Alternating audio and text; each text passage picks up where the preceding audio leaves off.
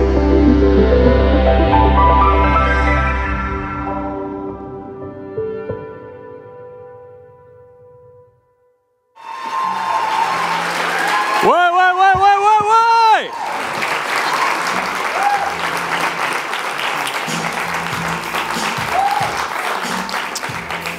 Donc, j'ai écrit un poème pour vous à soir. Non, c'est pas vrai. Merci beaucoup d'être là. C'est une belle expérience qu'on peut vivre ce soir. J'aimerais... Tu sais, je passe après Mo qui a la voix la plus radiophonique ever. Là, ça fait un peu schnout, pour vrai. Mais pour le faire pomper un peu, j'aimerais qu'on donne une grosse main d'applaudissement à tous les organisateurs de la soirée. Come on, come on! All right!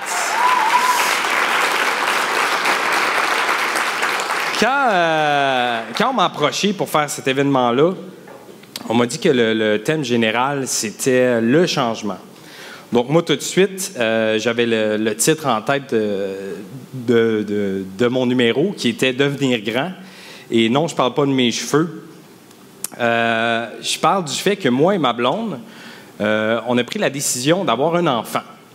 Donc, c'est sûr que quand on prend cette décision-là, il y a tout d'un coup 1 million d'experts qui viennent te voir puis qui donnent leur juste sur ce que c'est avoir un enfant. Et il y a aussi la technologie maintenant. Et puis ma blonde, pour s'amuser, a downloadé une application qui lui disait c'était quand ses pics d'ovulation. Au début, je pensais que c'était une joke, jusqu'à temps que j'arrive chez nous le soir puis qu'elle me regarde avec ses yeux puis qu'elle me dit « Oh oui, go! » Mes culottes sont tombées à terre assez vite. C'est un peu embarrassant de dire ça parce que mes beaux-parents sont dans la salle. Donc, après ça, elle a downloadé une autre application qui lui disait si on le faisait du lundi au jeudi, ça allait être un garçon. Puis si on le faisait du vendredi au dimanche, ça allait être une fille. C'est pas un voyage à Cuba que je veux, c'est un enfant. Merci. Malgré que je prendrais les deux ces temps-ci. Maudit moins 40 en marde. Même si l'idée d'avoir un enfant puis tout ça, avec les technologies, c'est cool, mais il y a toujours des trucs de grand-mère qu'on se fait dire. Comme par exemple, ma blonde, elle venait souvent me voir en me disant « Ah, si tu portes des bobettes serrées, ça a plus de chances d'être un gars. Si on fait l'amour avec une petite musique romantique, des petites chandelles, ça a plus de chances d'être une fille. Si je mange des céréales le matin, ça risque plus d'être un gars. Si, après avoir fait l'amour, je me laisse les jambes dans les airs, donc t'as juste l'air folle, ça sert à rien pantoute. » Donc, c'est une superbe aventure dans laquelle on se lance, mais sérieusement, ça me fait peur. Ça me fait peur parce que, même si j'ai 27 ans, dans ma tête, je suis pas un adulte, je suis encore un enfant. J'ai encore 12 ans dans ma tête. Mais là, j'entends déjà les filles dire « Ouais, mais vous autres, les gars, vous êtes pas matures. » Non. On va mettre les choses au clair, là. Nous autres, les gars, on sait comment se faire du fun, puis vous êtes jalouses de ça. C'est vrai, les gars? Ah ouais? Les gars sont comme hey, « Vous êtes tous avec blonde, hein? Ça paraît. Ah ouais, les gars! » Donc, j'ai réalisé que je n'étais pas encore un adulte après une grosse journée de travail. J'allais à l'école, je travaillais. Je pense que j'ai passé 20 heures en dehors de chez nous. Je reviens, je suis super fatigué, puis ma blonde, elle m'a acheté une boîte de blocs Lego. Elle m'a acheté une boîte de blocs Lego parce qu'elle savait que j'avais une grosse journée. Puis savez-vous ce que j'ai fait quand j'ai reçu la boîte? Bien, je l'ai ouvert, puis j'ai fait les Lego. Puis j'ai été assis en indien, puis j'étais le gars le plus heureux au monde. Puis c'est là que je me suis rendu compte qu'il y a quelque chose qui clochait. Je me suis rendu compte que je n'étais pas encore totalement un adulte. Parce que en Amérique du Nord, c'est un peu ambigu. Si on regarde, il y a des tribus, des races humaines, que devenir un adulte, ils t'envoient à 9 ans dans la jungle, tuer le plus gros tigre puis rapporter sa peau. Ou il y a même d'autres tribus qu'il faut que tu restes sur un bio pendant 3 jours sans dormir. Moi, je joue au Lego. Je fais des Legos. Je défais mes Legos. Je construis des châteaux pour mes Legos Ninja. C'est sérieux.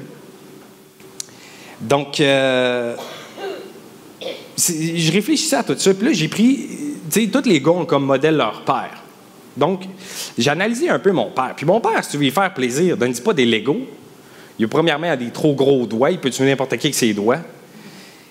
Lui, tu lui donnes genre le tournevis en mode, là, le Screw Twister 2000. Là. Avec ça, tu peux partir ton char, couper des arbres, tu peux aller au garage, le montrer à tes chums comme trophée de guerre.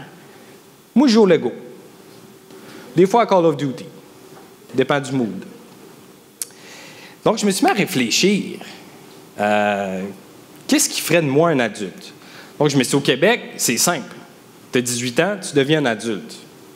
Mais je pense pas que ce soit aussi simple que ça. Parce que quand je regarde les Ontariens, par exemple, eux autres, c'est une méchante gang de fuckés, là.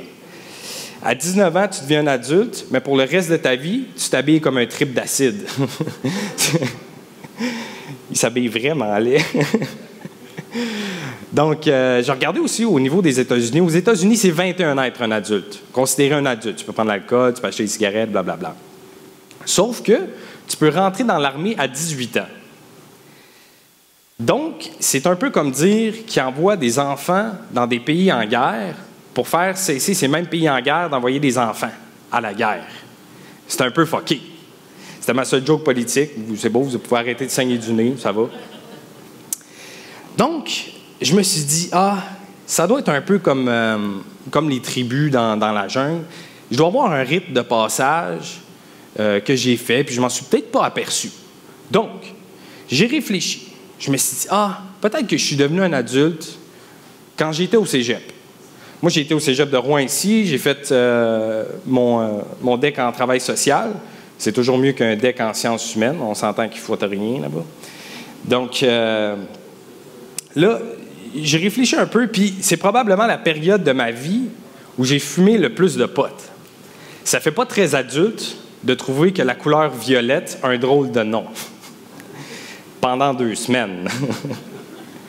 Donc après, j'ai continué à réfléchir. J'ai continué sur cette piste-là. Je me suis dit, il doit y avoir quelque chose d'autre. Puis là, je me suis dit, c'est peut-être la première fois que j'ai décidé de devenir humoriste, de faire la scène pour la première fois. Parce que ça prend une moyenne dose de courage pour venir sur scène la première fois puis dire des jokes. Parce que le monde, il rit pour t'encourager. Il ne trouve pas tes jokes drôles.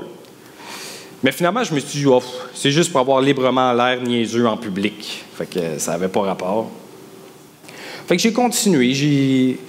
J'ai remué comme ça un peu tout ce que j'avais pu faire. Puis finalement, je suis tombé sur quelque chose.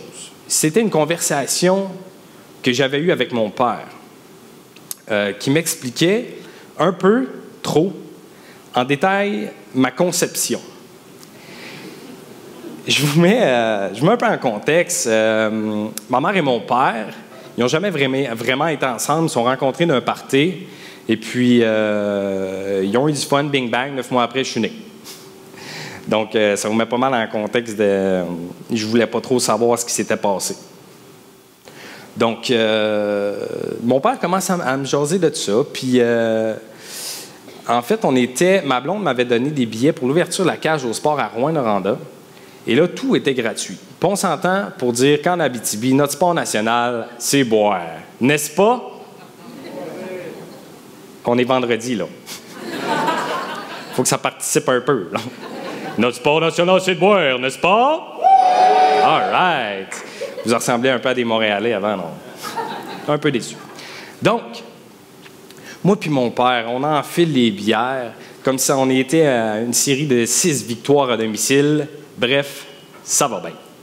Donc, à peu près 2 heures après qu'on soit arrivé, puis une dizaine de bières chaque, mon père, il embarque sur le sujet, mais comme vraiment sec, là. Le sujet, pas ma mère, là. Donc, on est assis au bar, puis lui, il est comme, en tout cas, mon gars, si jamais tu couches d'un lit d'eau, ça va peut-être te donner des souvenirs. Mon père n'a tellement pas cette voix-là en passant. Je suis pas capable de faire la voix d'Arnold Schwarzenegger, fait qu'on va faire cette voix-là. Moi, je suis comme, voyons, père, j'ai jamais dormi d'un lit d'eau, je sais pas de quoi tu parles. C'est parce que, quand que moi et ta mère on t'a fait, on voguait en Christie. Ah, père, comment? Tu peux pas me dire ça, là. Ouais, ta mère, c'était une petite coquine. Elle m'avait dit qu'elle prenait la pilule, mais ça a l'air que non. Père, sacrément, là, comment?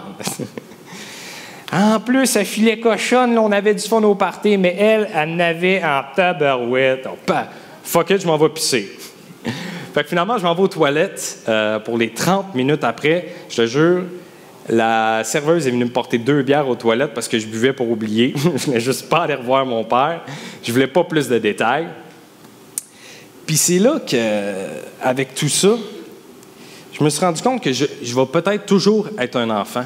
Malgré tout le changement qui arrive dans ma vie, je vais toujours vouloir goûter la pâte à modeler au chocolat. Je vais toujours vouloir me coller la langue sur un poteau pour savoir c'est quel le plus tough. Je suis rendu à 7 fois. Je vous dirai pas c'est quoi le score, vous allez être déçus. J'ai toujours un petit frisson quand je passe en avant des jouets au Walmart. Me dire « t'es pas game », ça marche encore. Mais je vais toujours rester un enfant aux yeux de certains, puis un adulte aux yeux d'autres. Puis récemment, j'ai eu la plus belle nouvelle au monde. Ma blonde m'a annoncé qu'elle était enceinte. Puis c'est une super de belle aventure parce que même si on voulait le faire, c'est venu un peu comme une surprise parce que c'était pas encore tant prévu. Puis je suis vraiment content parce qu'enfin, je vais pouvoir avoir un partner pour jouer au Lego. Merci beaucoup tout le monde. Merci.